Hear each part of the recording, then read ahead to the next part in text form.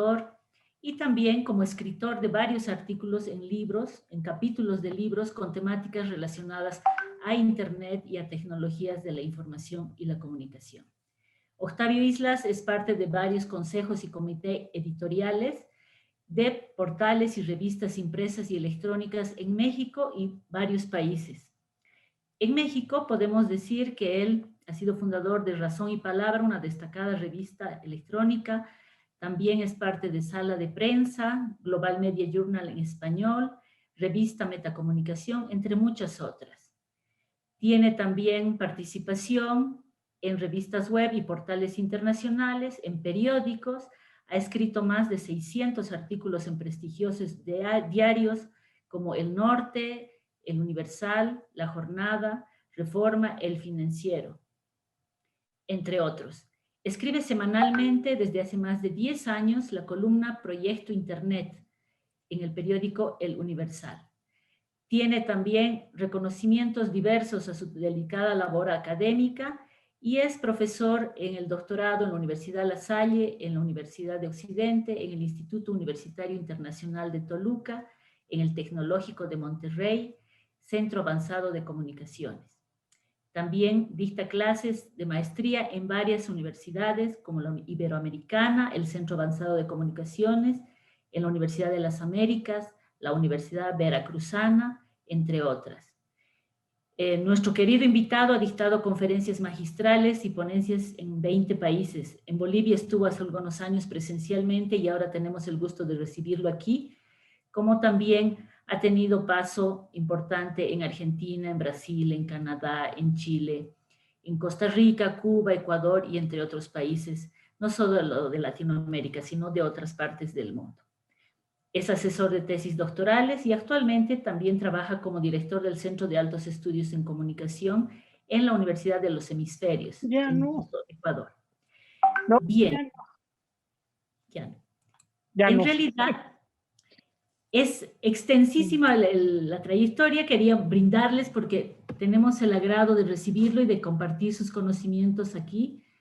Adelante, profesor, tiene un espacio aproximado de 45 minutos para su exposición. Luego de ese tiempo vamos a recibir las preguntas de quienes están conectados para pasar a la fase de respuestas. Muchas gracias nuevamente a nombre de los organizadores. Adelante. Pues muchísimas gracias, Romy. Por supuesto, también agradecer a Rigliana, una amistad ya de hace algunos años, a Sandra, a Diego, por supuesto a Abril, que anda por ahí, la andaba viendo. Amigos, Juan Carlos Peña, lo acabo de ver por allá. Es un privilegio estar con ustedes. Fíjate que sí aclaro. Hace algunos años vine a dirigir un centro de investigación en los hemisferios y el centro de investigación era yo. O sea, terminamos mal. Entonces, afortunadamente estoy en la Universidad Central del Ecuador, es la universidad pública, la más importante de Ecuador. Dirijo una maestría en comunicación y cultura, estoy trabajando en el doctorado con ellos, estamos trabajando muy fuerte, ojalá podamos abrir 2. No hay doctorados en comunicación aquí en Ecuador, entonces estamos trabajando muy fuerte. Y en el TEC de Monterrey, que es mi casa, fue durante tantos años la cuna del proyecto Internet y de Razón y Palabra, y todavía tengo el privilegio de dictar alguna clase en el TEC de manera virtual a mis alumnos de licenciatura, a quienes quiero mucho, y también en diplomados. Entonces, bueno, nada más agregando eso. Pues entramos en materia, les vengo a hablar de metaprosumismo, que ojalá les llame la atención. Hay cosas interesantes en este tema. Ahorita van a ver por qué. ¿Sí? Y déjenme nada más ver cómo le hago para correr la presentación, porque hice una barbaridad en términos del espacio y no me está dejando correr.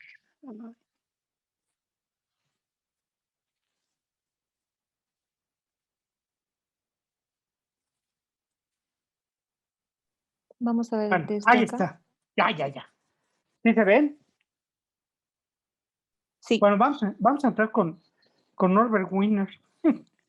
Les quiero platicar que algunos de los conceptos centrales en la comunicología, que es el nombre correcto de la ciencia de la comunicación, como atinadamente establece mi querido compadre Jesús Galindo, proceden de otra ciencia. Eso es lo primero que tenemos que reconocer. Ello significa que deberíamos ser muchísimo más sensibles a entender que la comunicología se instala en el pensamiento complejo y en la teoría general de sistemas de manera natural.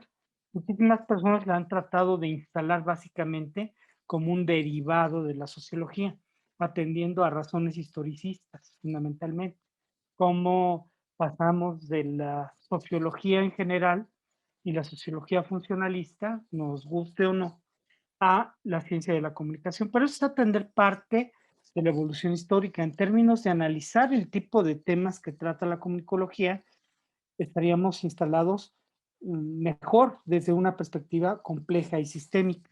¿Desde dónde? Manuel Martín Serrano lo establece de manera muy inteligente desde una antropología de la información.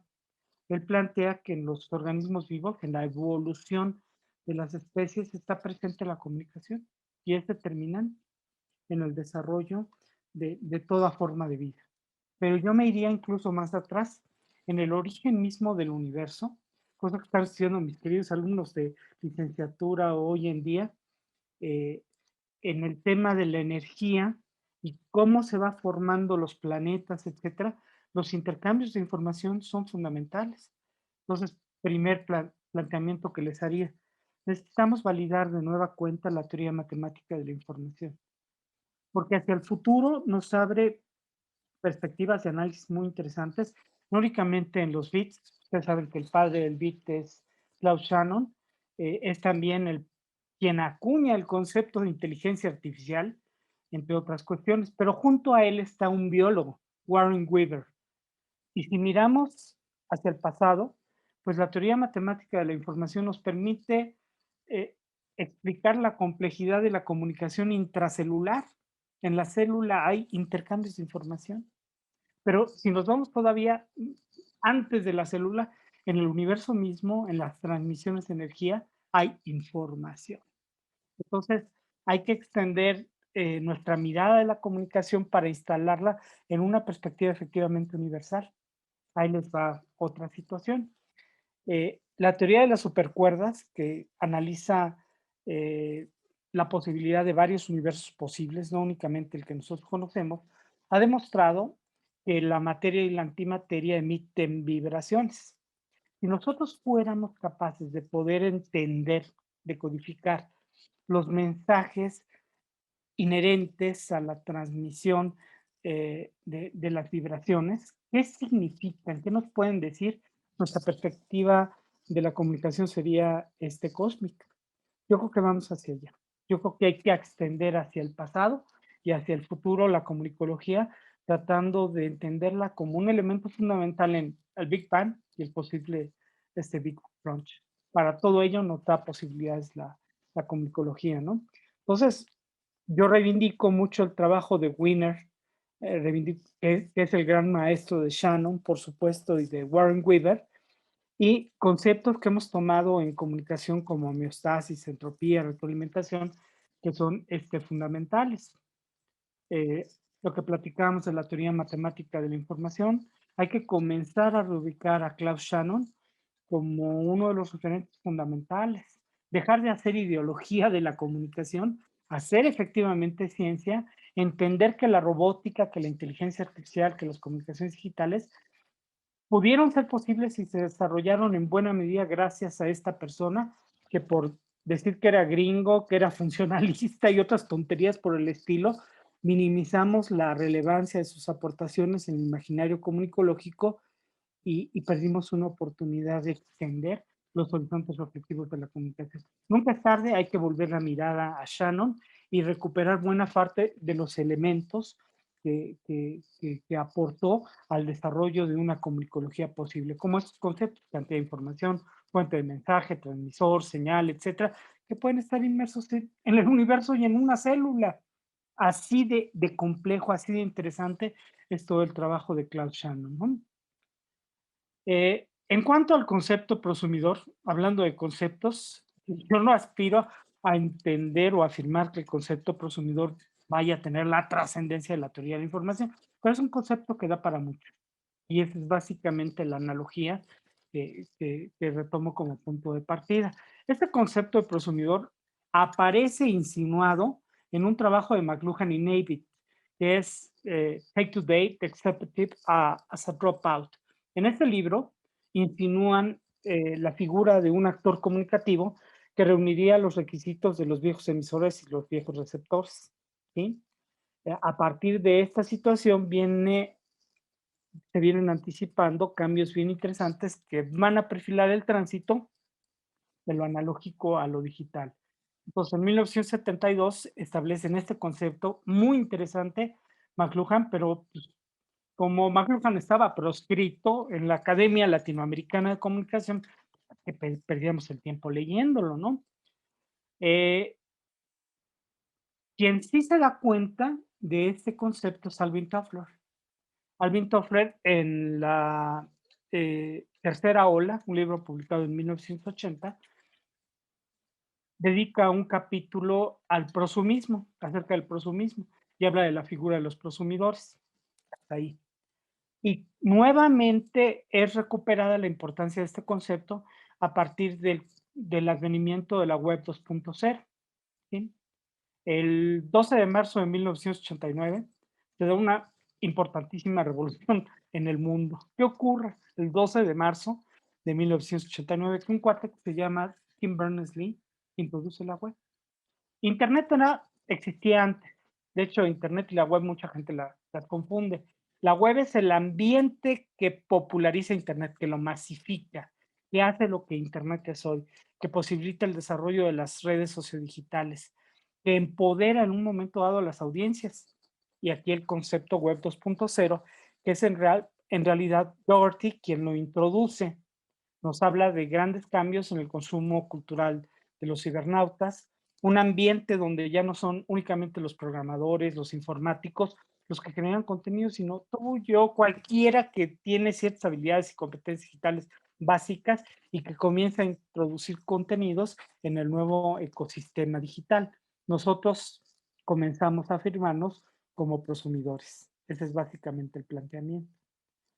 Alvin Toffler, que estaba muy atento a esta situación, les digo, en la tercera ola, en 1980, habla de esta figura de los prosumidores. Y en la Academia Latinoamericana de Comunicación, junto con mi esposa y Fernando Gutiérrez, por ahí recuperamos este concepto que luego, años después, Guillermo Orozco, un buen amigo, un referente en los estudios en recepción, lo advierte y dice, pues, este concepto me obliga a modificar todo lo que he dicho en términos de recepción, sí, por supuesto.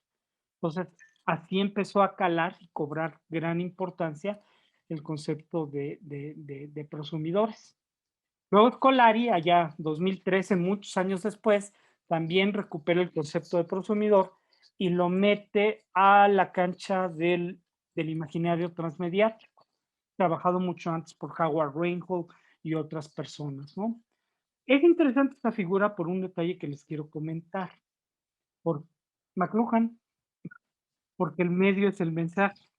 En términos de lo que está planteando Carlos Scolari, del imaginario transmediático y la figura de los prosumidores, lo que nosotros tendríamos finalmente es que lo transmediático se explica a partir de una fórmula elemental en McLuhan, comprender a los medios como extensión de los sentidos y de los 5 sentidos. Los 5 sentidos y un sexto configurarían a final de cuentas todas las posibilidades de articulación transmediática que está en un momento dado deduciendo Carlos Scolari. Carlos lo deduce de una magistral anticipación McLuhan, de entender a los medios como extensiones de los sentidos. ¿Sí? Y bueno, aquí nuevamente la visión ideológica de la academia es, no vamos a reconocer a McLuhan como el gran revolucionario de este concepto de emisores activos. Vamos a buscar quién dice algo interesante. Ah, Cloutier, un año después que McLuhan, en un momento dado, introduce la figura del Emirec. que es una figura bastante parecida a lo que había anticipado en un momento dado McLuhan. Sí tiene el mérito Cloutier que la propone con nombre, mientras que McLuhan deja la idea en el aire. Y es en 1980, 7 años después de que introduce la figura del Emirec, cuando Alvin Toffler en la tercera ola le da nombre. Esto que dijo McLuhan, que designó Cloutier como Emirec, tiene otro nombre y se llama prosumidor, ¿no? Pero en realidad responden a contextos diferentes. ¿Por qué es importante todo esto? Ahí les va, una primera anticipación interesante. Porque el concepto de prosumidor es un concepto bisagra entre lo analógico y lo digital. Es un facilitador en términos de la conversación de los tiempos. En ese sentido, sí se parece a la teoría matemática de la información, que une el pasado con el futuro, en términos de posibilidades para la comunicología. Y en ese sentido, el concepto de prosumidor también está. De hecho, si nos remitimos en sentido estricto a la generación humana, a los distintos somos que hubo en determinado momento en nuestra historia, fueron prosumidores también. Tenían que producir y consumir las herramientas más rudimentarias, pero básicamente reunían ambas figuras. Entonces es interesante este concepto que ha perdido vigencia, fuerza, pero sigue siendo útil para explicarnos de forma muy pertinente la presencia de la comunicología en el desarrollo de la humanidad.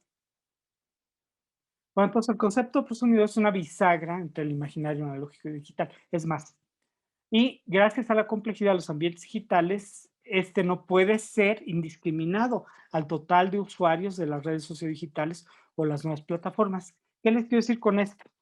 Que hay una temporalidad o suficiencia en los conceptos.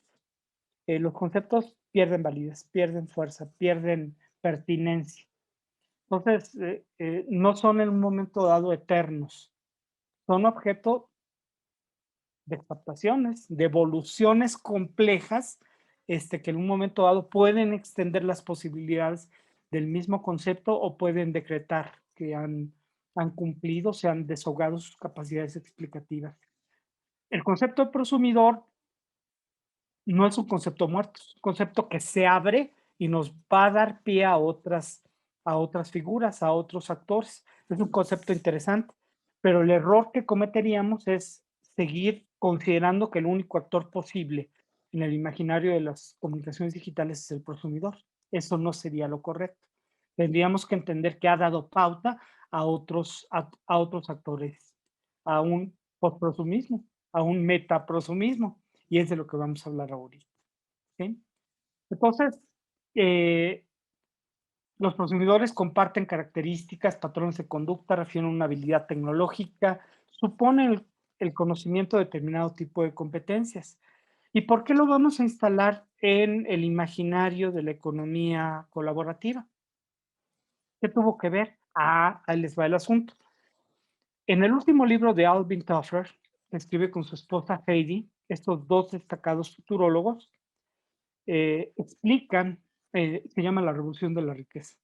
Y en la revolución de la riqueza explican por qué propusieron el concepto de prosumidor. Y ahí nos regañan a los comunicólogos. De ninguna manera pensábamos que tendría fines comunicológicos este concepto. No lo dicen, pero se intuye. En realidad nosotros lo entendemos como el actor fundamental de una nueva economía, de una economía colaborativa, por la que apuestan los Toffler. Entonces, siendo rigurosos en términos de la originalidad del concepto y su intencionalidad, por eso tenemos que instalarlo necesariamente en el reflexivo de la economía colaborativa. No era un capricho, sino era básicamente reflexionarlo en el tipo de posibilidades que planteaban los Toffler, y vamos a concluir que no fue lo correcto, por cierto, pero bueno, digamos. Entonces, el concepto prosumidor no es la única categoría que nos puede servir para explicarnos todos los comportamientos posibles que admiten los actores digitales. En 2015, hace ya 6 años, TNS y la Interactive Advertising Bureau, que es el organismo que reúne al mayor número de agencias especializadas en mercadotecnia y publicidad digital, han estado extendiendo el concepto de prosumidores. Pero como son profesionales y son publicistas y es el lado oscuro de la comunicación, no hay que ponerles atención, hay que ignorarlos. Nosotros seguimos en la academia instalados en la perspectiva de los consumidores porque somos muy arrogantes y creemos que no tenemos que aprender nada de los profesionales. Estamos equivocados. Es más, muchos de los mejores investigadores no están necesariamente en el campo académico, están en el ámbito profesional y responden a las exigencias de información de los grandes consorcios o de N cantidad de empresas. Suponer que los mejores investigadores estamos en la academia y en las universidades no es del todo cierto. Por lo menos tendríamos que reconocer que hay tan buenos investigadores en la industria, en los sectores profesionales como los hay en la academia. Bueno, entonces, esos buenos investigadores que hay en el campo profesional recuperan el concepto prosumidor y lo extienden y nos dan un nuevo repertorio de actores digitales. Vamos a hablar de funcionales, de observadores, de conectores, de líderes y de superlíderes. Los primeros, los funcionales. Estos representan un tercio de la población digital. No les interesa de alguna manera u otra desarrollarse más que sobrevivir. Responden a una adaptación necesaria profesional y tienen que estar en internet y tienen que estar en Zoom y tienen que estar donde sea porque tienen que mantener su trabajo. Entonces no pueden perder actualidad, ¿sí? Pues básicamente los funcionales no los inscribiríamos nosotros necesariamente en los centennials. Es gente mucho mayor. Y es gente que se ha visto la necesidad de migrar hacia lo digital para mantenerse actualizados, para seguir participando como actores colaborativos en la economía de Internet. Los segundos, los observadores son más complejos. ¿Sí? No necesariamente generan contenidos, pero se nutren, observan, analizan todos los contenidos que se generan en las distintas plataformas, ¿no? Si pensáramos en sexualidad, son pasivos estos amigos, ¿no? O sea, son totalmente pasivos y están disfrutando el placer que les representa el ecosistema, ¿sí? Se nutren de las informaciones de otros usuarios, las usan, desdoblan, las extienden y finalmente tienen una presencia muy interesante, son un factor muy importante también en la economía de Internet. O sea, no necesariamente tienen que estar emitiendo sus opiniones o estar participando. Su participación es pasiva, pero es muy significativa, a pesar de que son actores pasivos, ¿no? De alguna manera u otra tienen una capacidad muy interesante de participación en la dinámica misma de Internet, a pesar de que son aparentemente pasivos, ¿no? Todos los mercados publicitarios y todas las tecnologías, algoritmos, están destinados a movilizarles. No les interesan los activos. O sea, el punto de complejidad en términos de la participación de audiencias, de la movilización, de las campañas, del consumo a través de los medios digitales, está orientado a estos amigos. ¿Sí? Los conectores son articuladores, entendieron perfectamente el sentido de la comunicación estratégica en Rafael Alberto Pérez y lo que hacen es vincular. Son gente que está vinculando en un momento dado, tienen una función muy importante, distribuyen contenidos. Están muy presentes en Twitter, que es un sistema de microblogging originalmente, pero que detona en el imaginario de la nueva opinión pública, que deja muy atrás a Habermas, definitivamente, en términos de la conformación de los espacios públicos. Bueno, si Habermas se quedó atrás, la orfandad, ¿qué nos queda adelante? Joshua Meirovitz. Joshua Meirovitz, quien plantea los conceptos de globalización desde la ecología de los medios, le da un redimensionamiento a lo público desde la perspectiva de lo local, que es la fusión entre lo global y lo local. que es posible a través del imaginario digital. Entonces, en No Place of Sense, sin tener sentido de lugar, perfectamente, con muchos años de anticipación, va más allá de Habermas, Meyerowitz, y nos plantea una nueva forma de pensar y razonar lo público, donde embonan perfectamente estos conectores, ¿no? Los líderes, estos determinan corrientes, tendencias, generan los trending topics, que en un momento dado los aparatos, las granjas de troleros tratan de contrarrestar de manera artificial. Estos no necesitan de esos mecanismos para generar estas corrientes de opinión. Su voz, sus afirmaciones, sus tendencias, pueden ser los influenciadores, tienen muchísimo peso en términos de las dinámicas de comportamiento social en Internet. Están en distintas plataformas y son segmentos que pueden influir en la generación de estas corrientes. Pero hay un sector todavía más importante que los líderes. Una cosa es, de alguna manera u otra, establecer tendencias de opinión y otra, definir rumbos, ¿sí? Pues los superlíderes son personas que en un momento dado van más allá de marcar tendencias y que inciden en el rumbo de la economía de Internet. Van más allá del opinativo, ¿sí? Los superlíderes. Y un ejemplo, y hablando de cómo se invaden campos de participación en el imaginario digital. Elon Musk detesta a Mark Zuckerberg. Es conocida la situación. Dice que la inteligencia artificial en manos de Mark Zuckerberg es la peor arma que puede tener en un momento dado la humanidad. Una de las cuestiones muy interesantes de Elon Musk es que culpa a Zuckerberg y a Facebook del asalto al Capitolio registrado el 6 de enero de este año. Dice, fue terriblemente irresponsable, permisivo el comportamiento de Facebook a los supremacistas blancos y en buena medida lo ocurrido es culpa y señala directamente a Zuckerberg como responsable de esta situación.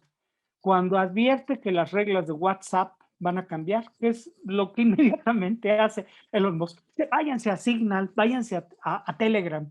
Son plataformas que no van a tomar tanto tus datos y los van a comercializar como lo hace Zuckerberg. Y de pronto, estas redes de mensajería instantánea alcanzan 500 millones de usuarios, según los datos recientes de We Are Social Digital Hotsuite, que son las firmas y el estudio más importante en materia del comportamiento de redes y plataformas sociales en todo el mundo. Inmediatamente registran cómo incidió en el comportamiento de los usuarios de las redes sociodigitales el señalamiento de Elon Musk. Estos señores mueven la economía de Internet, son los superlíderes, ¿sí? Pero hay una cosa bien importante que señala la IAB. Dice, no crean que el repertorio de actores digitales posibles se limita aquí. O sea, tendríamos algo así como la analogía va a ser desastrosa, pero resulta pertinente. Tenemos un primer chimpancé que genera a los distintos, un primer homo y las distintas familias homos, entre ellos los neandertales y por ahí están los sapiens. Y gracias a su capacidad de adaptación son los sapiens y no los neandertales o los otros los que en un momento dado evolucionan. Pues algo así parece ser que ocurre con los prosumidores. Entonces, los prosumidores sería, a final de cuentas, la punta de la matriz y tendríamos una nueva generación de actores donde ya les di algunos de los que aparecen representados para propósitos mercadológicos por la IAB, pero no es exhaustiva la lista.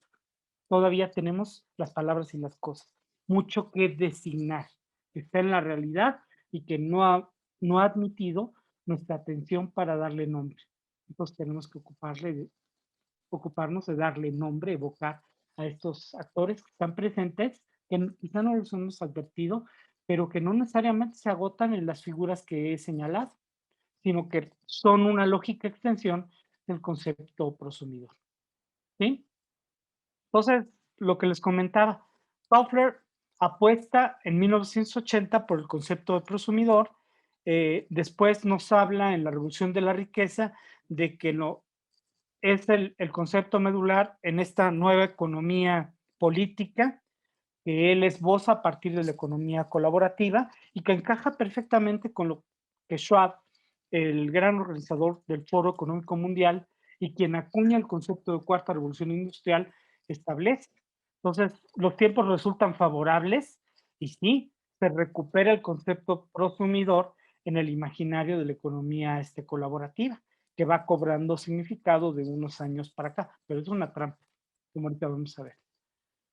Entonces, Botman y Rogers establecen este libro, que es uno de los libros seminales, y comienzan en materia del imaginario de la economía colaborativa, y se comienzan a popularizar conceptos como consumo colaborativo, economía colaborativa, y hacen referencia a determinadas prácticas fundamentalmente digitales, donde hay intercambio de productos y servicios entre particulares. ¿Suena bien? De todo esto se desprenden nuevos conceptos, las palabras y las cosas. Hay que designar en un momento dado estos fenómenos. Y aparecen inmediatamente quienes los captan en inglés y hablan de coworking, couchsurfing, crowdfunding, entre algunos nuevos conceptos de esta economía que se está desplegando y que hay que castellanizar. Los mercados son muy dados a escupirle al castellano porque suena muy interesante o apantallador hablar en inglés, pero fácilmente podemos inferir cuáles serían las palabras indicadas para darle un sentido en castellano a estos fenómenos que tenemos presentes, ¿no? Entonces, las similitudes, otros autores en que Score y Atwood establecen, básicamente es que las tecnologías observan un papel central, ¿sí? Organizan o reorganizan a la sociedad para realizar este tipo de transacciones eh, y todo esto se sustenta en términos de confianza, un intangible muy, muy interesante al cual siempre están atentos los reputólogos y que van a considerar como un elemento de trabajo, ¿no? Pero el tema es ¿no? Cómo se está formando una nueva economía desde determinado tipo de servicios que rompen con la estructura gremial de siglos atrás y que en un momento dado van impidiendo que al ejército industrial de reserva se mantenga un número determinado de personas que descubren que con base en alguna propiedad, en algún servicio, en su automóvil, pueden entrar en una nueva dinámica de participación en esta economía. Ese es básicamente el planteamiento oportuno de lo que está representando todo esto. Es un amortiguador de la cruda realidad económica que tenemos en nuestros días. Sí, sí lo es. Seguramente, de no contar con estas redes que amortiguan al ejército industrial de reserva, pues tendríamos un desempleo todavía muchísimo más preocupante en nuestra sociedad, pero no es del todo justo, como vamos a ver. ¿Sí? Entonces, esta situación lleva a Botsman, a Rogers a celebrar 3 subcategorías que reflejarán en las plataformas las iniciativas de las economías colaborativas. La primera hace referencia a los sistemas de producto y servicio, economías de uso, donde una persona puede beneficiarse de un producto sin comprarlo y también tiende a ser propietario del mismo pagando por ello. ¿Sí? Los estadounidenses son muy dados a tener trabajo comunitario, a diferencia por ejemplo, en América Latina, donde después de nuestro tiempo de trabajo es el tiempo a la familia, el tiempo a la casa. Es una forma cultural interesante que le permite, como actor, al estadounidense promedio, realizar actividades comunitarias, que son un punto de entrada muy interesante para el trabajo colaborativo. Entonces, lo que el ministro, lo que la iglesia, lo que la comunidad en un momento dado demanda, los hacen particularmente sensibles a este tipo de imaginarios colaborativos. En el caso concreto de América Latina va a representar problemas más complejos por ciertas resistencias culturales, naturalmente. ¿Sí? Entonces, uno se explica la complejidad de la economía colaborativa, las resistencias que pueden enfrentar en otras economías más allá del imaginario estadounidense por fenómenos culturales, ¿no? Por una cultura de participación en el trabajo comunitario al cual no necesariamente, salvo las culturas ancestrales, por supuesto, de nuestras tierras, están acostumbrados. ¿sí? La segunda categoría son sistemas de redistribución que representan una gran capacidad para repartir bienes a personas que así los deseen, desde personas que ya no los necesitan. Esta generosidad, este altruismo, debería ser una dinámica que cambiara las organizaciones, ¿sí? Pero las organizaciones son terriblemente egoístas. Entonces, la apuesta o la promesa sería que esta cultura de generosidad que cambia el tejido social pudiera calar en un momento dado, transformando la responsabilidad social de las organizaciones. Muchas veces una ficción, una mentira, un simulacro a determinadas acciones y compromisos concretos hacia la comunidad. ¿En términos de qué? De excedentes. Y no solamente de excedentes, de reconversiones útiles para las necesidades concretas de una determinada comunidad. En algunos casos muy interesantes, determinado tipo de empresas acostumbradas a producir determinado tipo de productos o servicios, por el impacto de la COVID-19 entraron en otra dinámica para producir lo que el momento, la gente, las circunstancias, su comunidad necesita en este instante.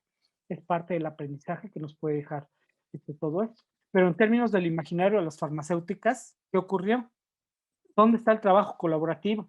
Una carrera neurótica para ver quién produce la primera vacuna, con un saldo de cientos de miles de muertos innecesarios. ¿Por qué? Porque si hubiera prevalecido una cultura colaborativa, lo que tendríamos es que Pfizer, con Seneca, con Moderna, hubieran estado trabajando colaborativamente para lo más rápido posible tener la vacuna. Ojalá que tengamos un aprendizaje profundo de lo que hemos estado viviendo para recuperar lo mejor del imaginario del trabajo colaborativo frente a la eventualidad de una nueva pandemia que podríamos vivir y que podría acabar con la raza humana, ¿eh? Somos biopeligrosos y terriblemente frágiles que un bichito microscópico puede acabar con la humanidad, ¿sí? Así de irresponsables también. Por último, la tercera categoría son los estilos de vida colaborativos, que implican intercambio, compartir intangibles como el tiempo, espacio, habilidades, entre otras, ¿sí? Y cosas hermosísimas, ¿no? En el norte de Europa, algunos estudiantes reciben becas o financiamiento del gobierno por dedicar su tiempo a los asilos, porque leen libros a los ancianos. Entonces, no hay que descartar del todo la- las bondades que puede tener la economía colaborativa. Hay que cuidar los abusos de quienes han advertido también un modus vivendi inteligente a partir de la generosidad y la ingenuidad de muchísimas personas.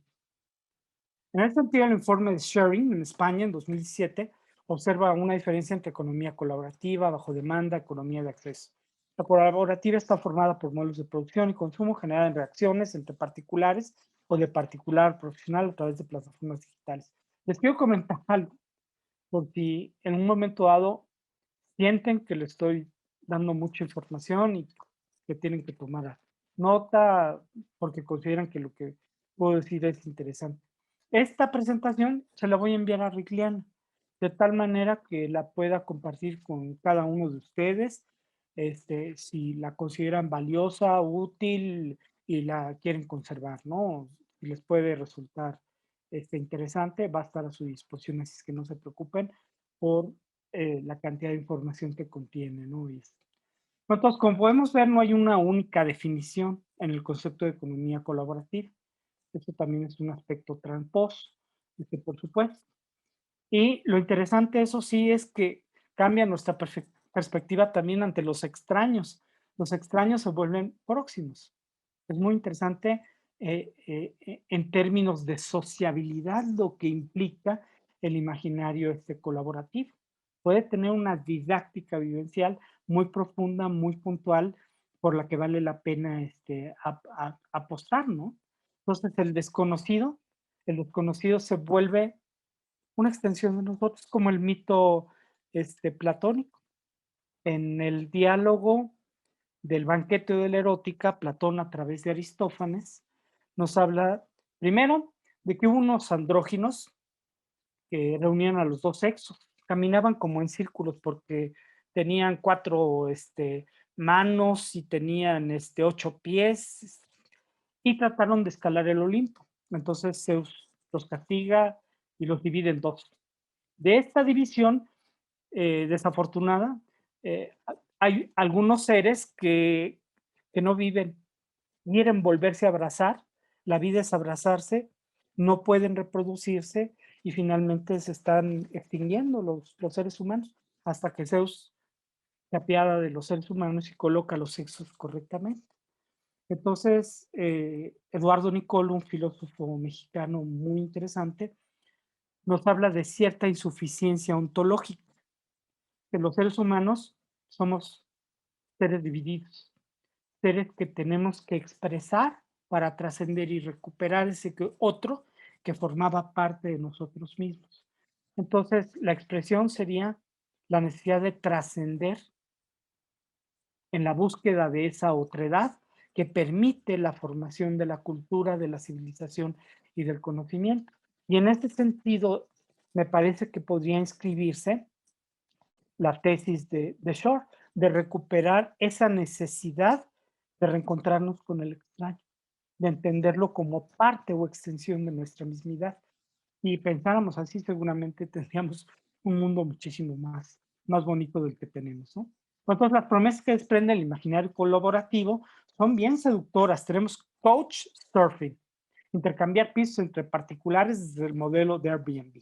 Crowdsourcing, consumo colaborativo, como el uso compartido de vehículos. Crowdfunding, financiamiento colaborativo a partir de particulares, quienes desplazan a los bancos sus elevados intereses. Love surfing, amor colaborativo, ni posesivo ni exclusivo. Ahí entraría Bauman y diría, amores líquidos. Bueno, no son amor colaborativos, donde las reglas son muy claras. Yo no estoy buscando una relación a perpetuidad, estoy sencillamente en un love surfing. Es interesante el peso también que cobra en nuestro imaginario inmediato la fragmentación del tiempo y la necesidad de atrapar en un instante todo lo mejor que podamos. Entonces, si analizan ustedes qué está detrás de todo esto, está una cultura de la reivindicación de la instantaneidad. Es que lo instantáneo no es efímero, es valioso, es significativo, es indispensable. Y casi todas estas promesas apuestan a la reivindicación de lo efímero. Interesante. Bueno, entonces el discurso del mundo ideal prometido por la economía colaborativa, sin embargo, es desmontado por la realidad y los efectos generados que no se han hecho esperar. No hay reciprocidad del altruismo, de la generosidad de los participantes. Hay alguien que maneja esas redes y que gana mucho con ellas. Ese es el grave problema de esta aparente simetría, ¿no? Vamos a analizarlo. Esta economía tiene efectos muy negativos sobre los ciudadanos y los trabajadores. Casos de Airbnb y Uber. ¿Por qué? El tema de los derechos, de la explotación laboral, son imaginarios que no avanzan tan rápido como los cambios en términos de estas nuevas modalidades de trabajo posible que se presentan, ¿no? Entonces, si bien representan una apertura y un acceso al mercado laboral para el potencial ejército industrial de reserva, que puede en un momento dado implementar su bicicleta como un vehículo eficiente de distribución de alimentos o de mercancías para quien lo necesite, lo cierto es que alguien se está aprovechando que no tiene que realizar la inversión en términos de las condiciones necesarias para poner en marcha a este agente de la fuerza de trabajo en este nuevo imaginario de la economía, ¿no? Un problemón. Se alzan voces contra la economía colaborativa desde los gremios por encubrir prácticas empresariales que pueden vulnerar derechos y afectar relaciones laborales. Incluso se introducen nuevos conceptos como el crowdfunding, que nos permite entender una nueva explotación laboral donde las empresas externalizan el trabajo es una fuerza laboral en situación precaria, que es parte del problema, ¿no? Entonces, tú no pagas seguro social, tú no pagas prestaciones, tú no pagas. ¿Por qué? Porque tienes voluntarios que van realizando estas actividades conforme lo va necesitando el mercado. Y en términos de pandemia y la COVID-19, pues estas tareas se vuelven indispensables. ¿Tú crees que estás accediendo a un autoempleo, ¿no? Eres un agente explotado. Entonces, Walter propone un nuevo término, crowdsourcing, la economía del crowdsourcing, que según el autor reflejaría una forma más real estas vivencias que están sufriendo un gran número de personas que no caen en el subempleo, pero casi se andan rifando la vida en bicicleta, motocicleta o lo que sea necesario para, a través de Internet, llevar los pedidos a donde se necesitan, nuevos actores digitales. De esta manera, la economía colaborativa da paso a un nuevo sistema económico que reorganiza la vida humana, desplaza las dos estructuras dominantes en la economía capitalista, el Estado y el mercado. Un problema se está convirtiendo en una alternativa real. ¿A qué se debe? A que el Estado y el mercado son también terriblemente egoístas y no se han ocupado de ofrecer soluciones y disyuntivas, y el mercado, que es el mercado digital, es terriblemente ambicioso, puedo aprovecharme de esto y hacer un gran negocio, porque a partir de la long tail, de la gran cola, puedo aprovechar en cantidad de personas que están en esta situación, en estas condiciones, y yo ya tengo las redes montadas. ¿Sí? Rifkin, que es uno de los dos más inteligentes, nos habla de 3 tipos de Internet. Describe en la economía colaborativa, el de la comunicación, el de la energía y la logística. El de la comunicación es dramático porque está en manos de las grandes Big Tech, las grandes empresas de tecnología, contra las cuales iba Donald Trump. Una de las cosas no tontas de Trump, antes de terminar su gobierno, fue ir sobre Facebook y sobre Google por prácticas antimonopólicas e ir contrarias a la innovación. ¿Sí? Biden, o Biden, como quieran decirlo ustedes, ha rectificado. Parece ser que hubo un pacto ahí entre las Big Tech y Biden, de oye, ya nos hizo esto Trump. No, no te preocupes, si ustedes no inciden, como lo hicieron hace 3 años en las elecciones, donde no hubo tanto espía ruso como sí el manejo de Cambridge Analytica y toda la ingeniería de Google, Twitter, apostada por Trump. Si ustedes no vuelven a hacer eso, yo revierto las iniciativas de Trump. ¿Y quién pierde? ¿Quién es? Pues todos. ¿Por qué? Porque nuestros datos siguen siendo traficados de manera indiscriminada por todas estas empresas de la Internet de la comunicación. Tim Berners-Lee, el creador de Internet, el 12 de marzo de 1989, plantea una cosa muy inteligente. Él está empeñado en crear otra web, una nueva web. Y el principio fundamental de la nueva web que propone Tim Berners-Lee es devolverle al usuario el control de sus datos privados. Que hoy se mercadean, hay estimaciones. Si Rigliana está en Google, en Twitter, en Facebook, etcétera, sus datos valen $1,300, por ejemplo.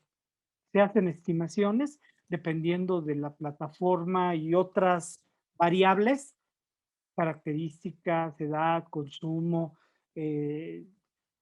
tiempo dedicado a Internet, a las redes sociodigitales, y sus datos se estiman en un valor determinado. Eso es lo que vale la vida digital, la mía, la de cada uno de ustedes, ¿no? Eso lo entiende perfectamente Rifkin. Y nos habla de otros 2 Internet, el de la energía, que a través de redes inteligentes, que no es 5G, aunque 5G ya es una red inteligente, porque permite una distribución homogénea, sino dependiendo de los puntos de necesidad, van demandando, yo necesito más velocidad ahora, hay mucho tráfico aquí en esta zona, cosa que 4G no permite. 5G sí, y 6G ya está presente en algunos países, se está trabajando muy fuerte en ello, y puede ser que la vida de 5G, que es una red de altísima velocidad, sea relativamente breve porque podemos dar el brinco a las redes de 6G. Es como la cuarta y la quinta revolución industrial, por cierto, ¿eh? Quinta revolución industrial, sí. ¿Qué es la quinta revolución industrial? Es la explotación comercial del espacio exterior. Y es lo que está buscando gente como Elon Musk en Marte, o los chinos en Marte. No son propósitos únicamente científicos y bélicos, sino lo que estamos buscando es nuevos elementos, nuevas fuentes de energía para en un momento dado acceder a una hegemonía económica, porque son recursos que no se pueden explotar o elementos que no se pueden explotar en la Tierra. y que pueden tener N cantidad de aplicaciones. Entonces, la quinta revolución industrial, pues ya empezó, ya están muy avanzados China, los Estados Unidos. La obsesión de Elon Musk es la siguiente década establecer una colonia terrícola en Marte, y en todo esto se está trabajando muy, muy fuerte.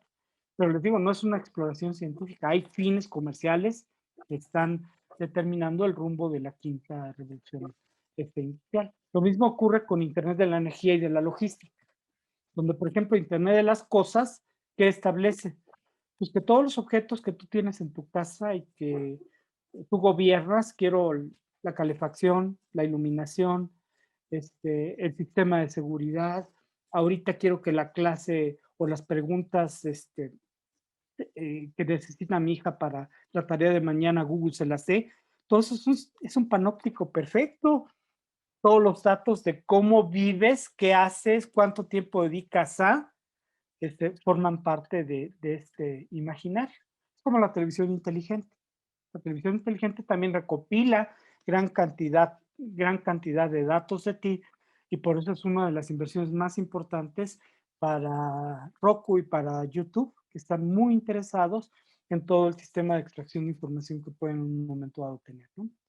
Bueno, ya concluyendo, Anderson, el autor de Long Tail, ¿qué es lo que básicamente planteó? Pues que si tú en un momento dado tienes establecido el sistema, la red o la estructura, hasta el sector menos significativo te puede representar enormes dividendos. Y esto lo demuestra ejemplos como Airbnb u otras empresas que básicamente se alimentan de todos estos beneficios, ¿no? Entonces, si este principio lo trasladamos al ámbito de los productos y servicios digitales, vemos que a partir del segmento en el que se ha asegurado el almacenamiento y la distribución de un producto digital, es posible ofrecer al producto algo más que un producto que tenga éxito en las ventas.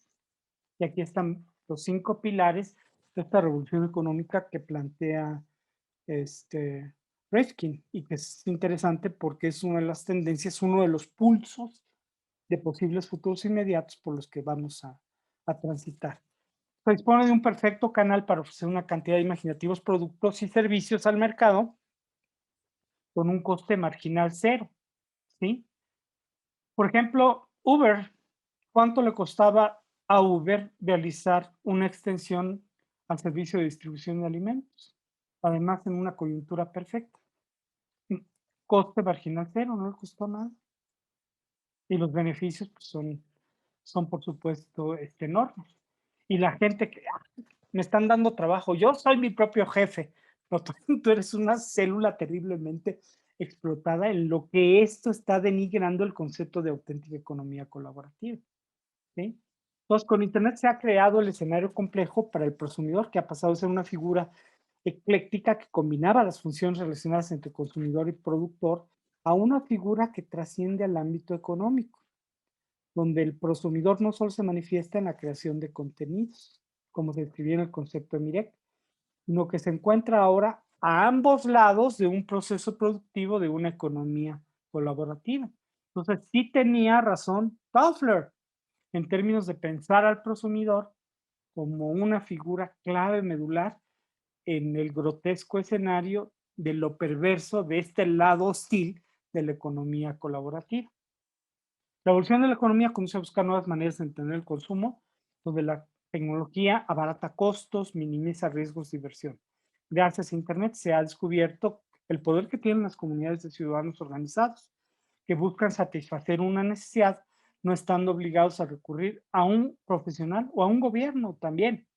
Una de las cuestiones también interesantes del rumbo que puede tomar la economía colaborativa sería que la política colaborativa. ¿Qué nos hemos dado cuenta de la terrible gestión de los gobiernos durante la COVID-19? Que la clase política que tenemos en buena parte de América Latina y el mundo, ni la necesitamos ni la merecemos.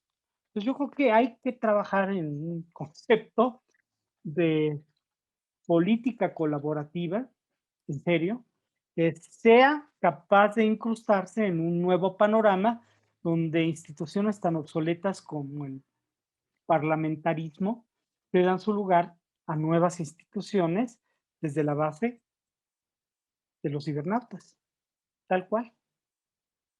En los parlamentos, ¿qué ocurre? Que los representantes no nos representan, se representan a sí mismos y les interesan sus compromisos, los intereses que han conformado. Entonces, si nosotros desplazamos la figura del Parlamento, vendría un cambio bien interesante en las sociedades. Entonces, quizá una de las cosas interesantes que nos deje todo esto sería un empoderamiento de las bases sociales para pensar en los imaginarios de una política colaborativa. Eso sí, para que vean, me parece interesante. O sea, crea un ecosistema donde los proyectos de economía colaborativa no necesitan a las empresas tradicionales para implantarse ni recibir la ayuda financiera necesaria para conseguir que funcionen. El ideal de la economía colaborativa, donde se asienta el prosumidor, señala que el bien común es más provechoso que el beneficio de pocos, dando prioridad a los proyectos más sostenibles que aportan valor al conjunto de la sociedad y no solo a algunos. Hay cosas positivas y negativas, por supuesto, es un imaginario explorar. Y termino, pero no nos engañemos. La economía colaborativa no es la panacea para eliminar la desigualdad social. El renovado prosumismo por el que apuesta la economía colaborativa no responde a la urgente necesidad de atenuar la profunda desigualdad social. Por el contrario, la agudiza. El consumidor en realidad es víctima de un inédito y complejo sistema de explotación. ¿Sí? Hay que trabajar con todo esto. Son muchas preocupaciones. Es extender la figura del prosumidor y es instalarla en el imaginario de una nueva economía política. Este, y, y es una disyuntiva interesante la que se presenta. Quizá en un momento dado, la idea del viejo proletario, como el gran actor de la revolución mundial que no pudo realizarse, la hagan los prosumidores. Muchísimas gracias a todos. Estoy para servirles. Muchas gracias a usted, estimado profesor Octavio, y agradecer por esta profunda enseñanza, el compartir estos conocimientos y sobre todo reflexionar, darnos este repaso, esta revisión teórica y conceptual. Nos alimenta sin duda y también nos permite, como lo ha hecho usted en los últimos minutos, tener la posibilidad de emitir ciertas sugerencias en función a lo que estamos viviendo actualmente. Eso es valiosísimo para nuestras vidas desde el ámbito de la comunicación, desde el ámbito de la reflexión teórica, reitero, y desde la academia donde estamos. Quiero saludar, antes de pasar, por favor, a las preguntas que han formulado a través del chat del Facebook y también de quienes participan en el Zoom. Quiero saludar a quienes están conectados desde Ecuador, desde México y por supuesto desde nuestra querida Bolivia en distintos departamentos y ciudades. Bien, tengo aquí 3 consultas que le han hecho. ¿Se las puedo plantear una a una o Sí, quiere las 3 en conjunto? como gustes. Bien. La primera indica, ¿cómo se puede medir el trabajo colaborativo en comunidades con grandes limitantes como la brecha digital intergeneracional? Esa es una pregunta. Bueno, medir implica gestionar, por supuesto, ¿no? Y sí, claro, se puede construir un aparato que contenga el mayor número de elementos, unidades de análisis para poder evaluar la pertinencia de las acciones.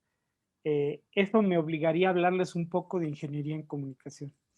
Ingeniería en comunicación, sí, es uno de los conceptos con los cuales ha estado trabajando Chucho Galindo desde hace muchísimos años. El comunicólogo tiene que resolver problemas. En ese sentido, fundamenta su visión ingenieril. Y el número de soluciones que tiene que dar no es una, sino en un problema como el que se está planteando, habría que ver cuál es la respuesta más barata, la más rápida, la de mayor beneficio a las mujeres, la de menor impacto ambiental. O sea, tendríamos que pensar en un conjunto de posibles soluciones y no una solución. El asunto no es mecanicista, sino es complejo. Y básicamente en ese imaginario tendríamos que instalarnos, ¿no? A mí me parece que imaginarios colaborativos en comunidades que se sustentan en el diálogo, lo que son comunidades de comunicación y no de información, podrían ser espacios abiertos para que el trabajo colaborativo eleve la calidad de vida de la comunidad. Habría que entender que vamos a medir por calidad de vida, por supuesto, ¿no? Pero con eso te quiero decir, reordenando todo. Tendríamos que instalarnos en un reflexivo de ingeniería en comunicación. Tendríamos que pensar que el comunicólogo puede dar respuestas útiles y soluciones a los problemas de una determinada comunidad. ¿Con base en qué? En la calidad de su comunicación. ¿Qué es lo que quieres y qué es lo mejor para la comunidad? ¿Sí? Y no es el experto que llega de fuera y dice, bueno, yo estudié comunicación en Harvard, no hay comunicación, pero bueno, yo estudié comunicación en Harvard y tengo los conocimientos necesarios para indicarte que el pozo tiene que ubicarse, diseñando en un momento dado todo el conocimiento ancestral que tiene un determinado grupo y que entiende que no es ahí. ¿Por qué? Por las estaciones, por el viento, por N cantidad de variables que el bruto que llega de la academia no es capaz de reconocer. Entonces, en ese diálogo productivo que se da entre el ingeniero en comunicación y la comunidad misma, donde el ingeniero también juega como un detonador de inquietudes, ¿para qué quieren esto? ¿Por qué lo buscan? ¿Qué necesitan? ¿Qué pretenden? Etcétera. La misma comunidad comienza a organizar a través de sus matrices culturales más profundas el repertorio de respuestas posibles. Y el producto resultante es maravilloso, porque trata de dar solución al mayor número de inquietudes o problemas. Entonces, buena Muchas idea de gracias. Perdón, involucrar, es buena idea involucrar el imaginario del trabajo colaborativo con la ingeniería en comunicación. Claro. un ingeniero en comunicación. Ujú. Tenemos que pensarlo. Gracias, profesor. Saludos también le envían desde Santa Fe, Argentina. Un saludo hasta allá desde esta conexión. La siguiente pregunta, por favor. ¿Cuáles son las competencias digitales que sugiere como centrales o clave para desarrollar desde la lógica de la economía colaborativa? Bueno, hay ciertos organismos que han identificado un mínimo de competencias básicas que tú tienes que tener en materia de alfabetización digital. Si en un momento dado estas las metes a la educación preescolar, eh,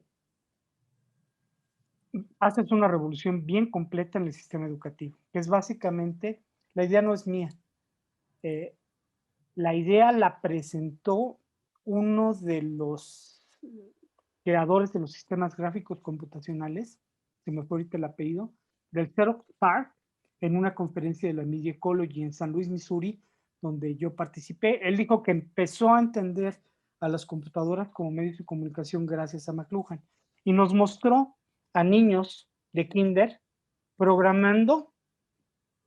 Antes pensabas en COBOL, Pascal y programas terriblemente complejos, pero hoy tienes niños programadores porque combinan colores e intuitivamente desarrollan vínculos, asociaciones. Entonces, él lo que señala es que un cambio fundamental en la educación podría darse si la programación sustituye algunos de los viejos juegos pedagógicos y didácticos que se enseñan en el kinder. Y yo estoy de acuerdo con ese planteamiento, me parece muy agudo. Pues básicamente lo que te señalan en términos de competencias es que más o menos tienes que manejar procesadores de texto, o sea, no eres un analfabeta digital si manejas procesador de texto y manejas un determinado mensaje, pero, pero eso en términos del trabajo colaborativo y en una comunidad en términos de competencias, por supuesto que no es suficiente. Se necesita un trabajo más complejo para dar presencia y desarrollar todas las posibilidades de incrustar a esa comunidad en lo local, Meirovitz, y poder desarrollar una propuesta de servicios, de comercialización, de proyección, de transferencia de conocimientos útil, de afirmación de conocimientos para la misma comunidad.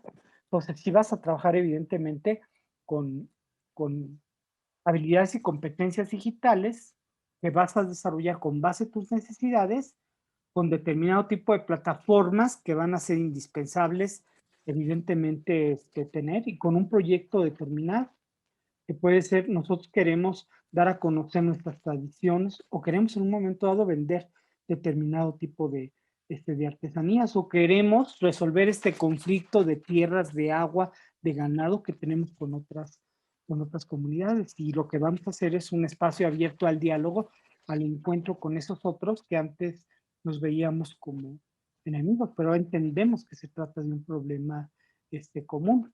Entonces, hay mucho que trabajar en ese imaginario, ¿no? Y me parece que la perspectiva de lo local es muy, muy interesante. Vayamos más allá de Habermas, descubran a Meirovitz. Es muy interesante lo que plantea. De acuerdo. Ujú. Muchas gracias por esa respuesta. Tengo aquí otras dos interesantes también que tienen que ver. Pregunta Álvaro Hurtado, ¿habrá opciones a un self-serving? ¿Sería lo más individual y libertario? Y adicionalmente puedo sumar a esta consulta otra de César del Castillo. ¿Existe colisión entre el progreso arrollador de Internet y los derechos humanos? ¿Qué Sí, consecuencias inmediatas se pueden advertir? sí, sí, sí, sí.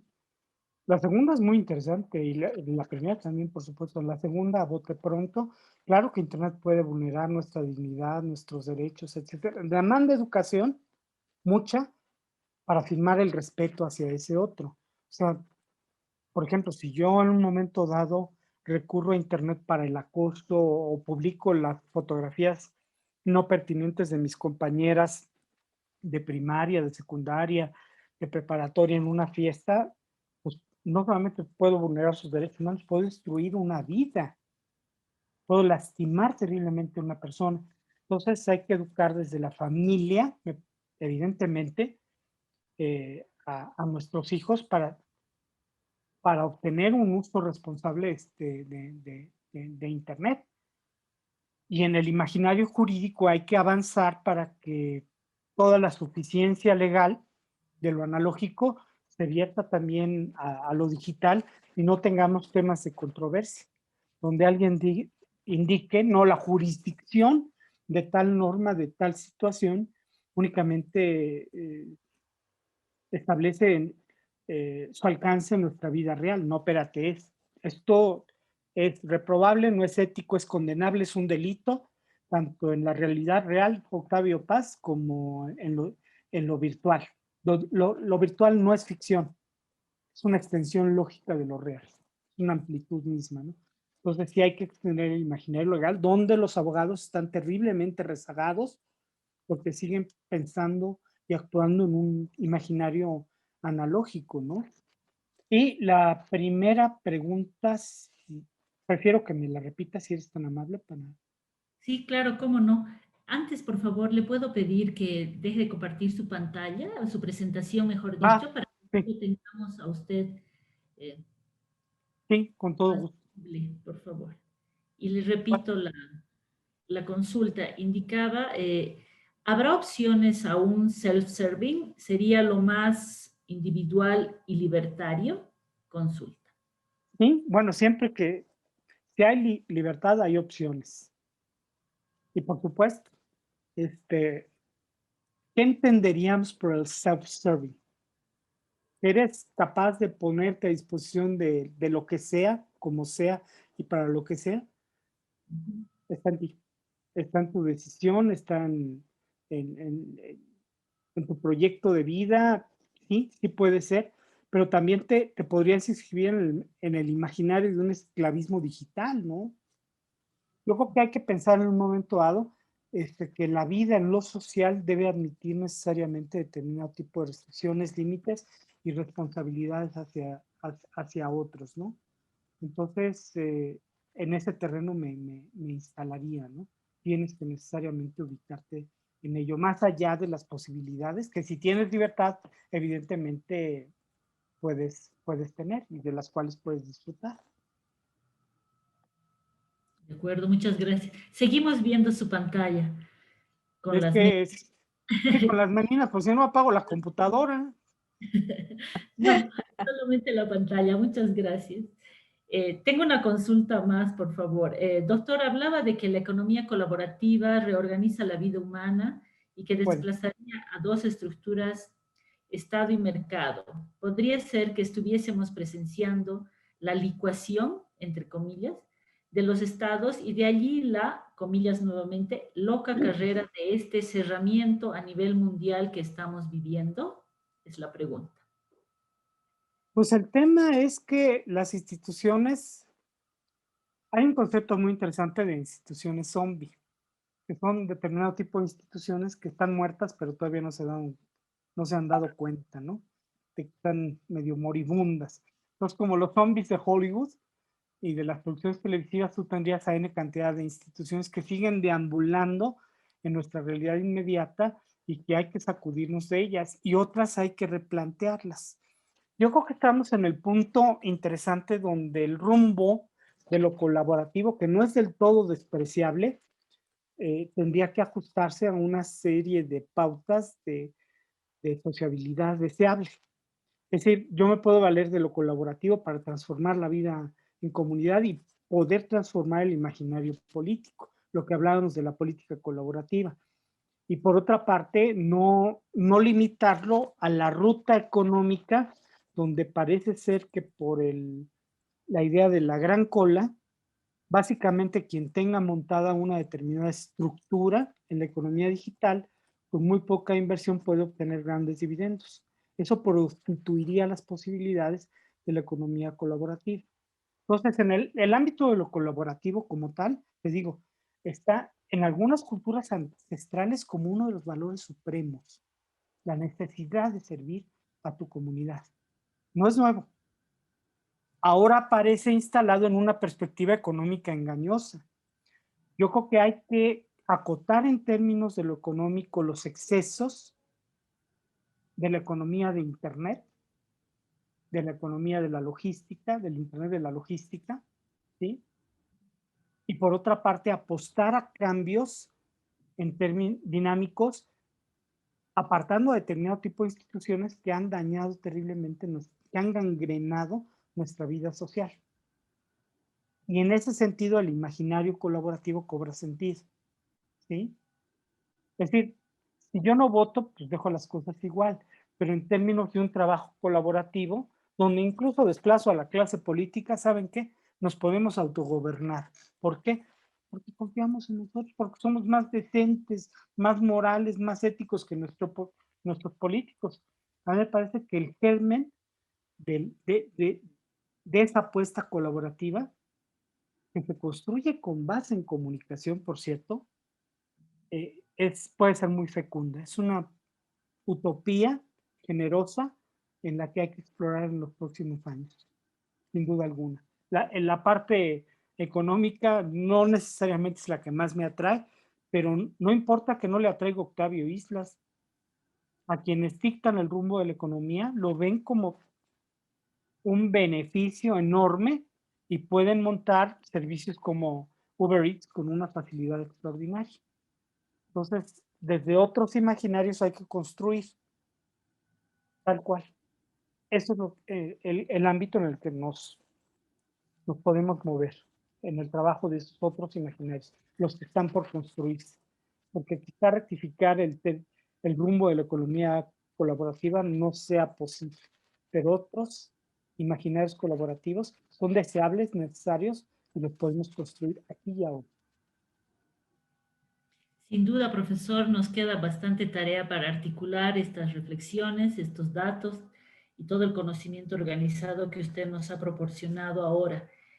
Personalmente, y no abuso del tiempo y de mi condición de moderadora, pero me he quedado con las ideas de la reivindicación de lo efímero y esto de los superlíderes. Seguramente habrá tiempo para conversar al respecto. Le agradecemos mucho. Voy a pasar la palabra a mi colega Rigliana Portugal y ella se va a encargar del cierre. De mi parte, muchas gracias. Adelante, por favor, Rigliana. Muchas gracias, querida Romy. Quiero agradecer profundamente y sinceramente al doctor Octavio Islas. Octavio, de cariño, Bolivia tiene un gran aprecio contigo Una muestra clara de eso es esta apertura que gentilmente has tenido de compartir hoy con nosotros desde Ecuador, desde Quito, un pedazo de la experiencia tan vasta que tienes en este ámbito y en otros además, ¿no? No hemos tocado el transhumanismo, todos estos temas apasionantes que cuando leemos tus producciones realmente nos hacen pensar que no estamos lejos de aquello que antes decíamos era impensado, ¿no? Entonces, de verdad quiero agradecerte infinitamente a nombre de la Asociación Boliviana de Investigadores de la Comunicación que me permito presidir. También agradecer a nombre de la red Alfamed Bolivia, que es la instancia también coorganizadora y de la cual también tú en Macro Alfamed formas parte y el aporte tuyo es grande. Y también a través también el agradecimiento de la Asociación Boliviana de Carreras de Comunicación Social, que hemos tenido a bien organizar estos ciclos donde creo que no nos hemos equivocado en el nombre de Dialogando para Aprender, ¿no? Y es esto de varios contenidos provocadores que nos has compartido y en lo personal me quedo con este reto de construir imaginarios aquí y ahora, ¿no?